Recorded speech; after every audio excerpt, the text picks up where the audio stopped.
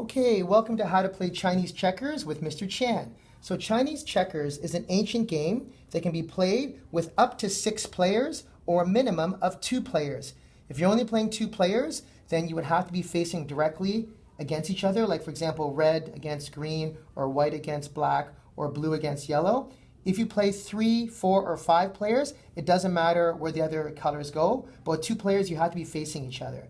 Okay, so the object of the game in Chinese checkers is to get everything from your home zone into the end zone. So with red, I'm trying to get all my pieces where green is, and with green, they're trying to get all their pieces where red is. Whoever does it first wins the game. So ideally, it's a race to see who finishes first. Unlike regular checkers, when you jump over a piece, you don't take it off the board. So all the pieces always stay on the board. Also, there's no kings in Chinese checkers. So when you move in Chinese checkers, let me show you. You're allowed to move here, which is diagonal. You can move here, which is diagonal, but you cannot move like this. Do you see? Because there's a long piece of wood there. You cannot move. That's an illegal move. But you can move sideways or diagonal, but you just cannot do these jumps. That's not allowed, okay? So you decide who's gonna go first. Let's just pretend that red goes first. So everybody is only allowed to make one move at a time. So 1 at the beginning.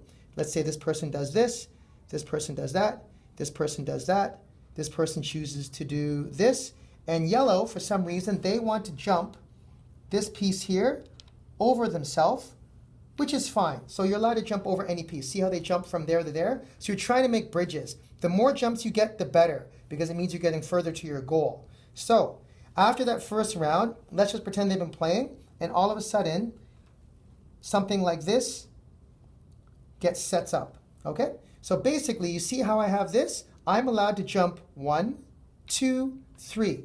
I can jump over any piece. If there was another color here, I could keep jumping. 4, 5. See, so I'm getting further to my goal. So you can jump over any color piece, it doesn't matter. It doesn't have to be your own piece. Now, let me show you something. If I was here and it's my turn to move, I'm not allowed to go 1 and then start jumping.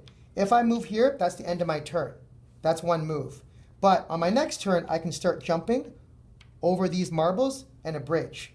Obviously, if this was here and I was here and this was there, I cannot jump because this is blocking me. Do you see? I can only jump over that if it's open. Okay, so those are regular jumps. Now, there's something else called a super jump that I'm going to teach you. So super jumps are really, really effective and handy because they can get you far. So see right now here, there's a blank space and I'm here.